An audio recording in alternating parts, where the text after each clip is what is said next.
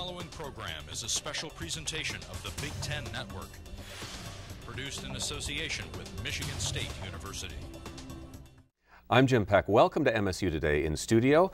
We're talking about climate change. My guest, MSU professor and Nobel Prize winner David Skole. Now, David, you've told me that climate change is the greatest threat to the peace and prosperity of the world. That is a sweeping statement. I actually say there are two things that are of paramount importance, climate change and poverty. I don't necessarily put climate change on the top of that list, but those two things really do, I think, threaten peace and prosperity because of the large potential economic impact of climate change on agriculture, on water resources, and all those kinds of things. And I think that that warrants that kind of exclamation, I guess you would say. I think that they really are important, for sure.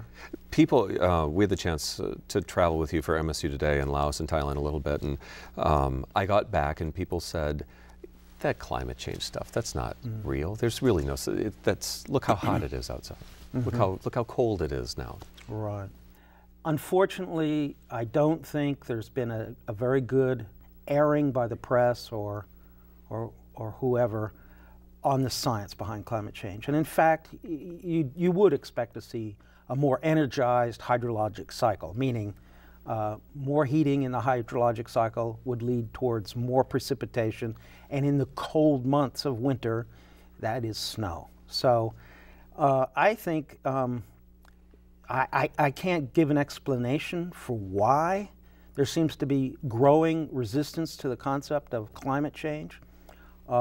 I think it's been thrown into the political dialogue in a very haphazard and irresponsible way, and I think the people around the country pick that up. They hear some of these things being said, and they don't have an ability to really know the science very well, and that's to be understood, and yet nobody's really explaining the science behind climate change.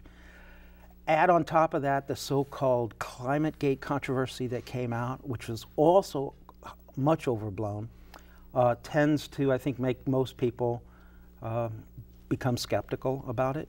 But, you know, we've been researching this subject for 20, 25 years, and there's a lot of good science behind this, and climate change is a real threat. Does it make you crazy when people say that to you? It's like, it makes me absolutely crazy when we get into that kind of discussion. Absolutely crazy, because it's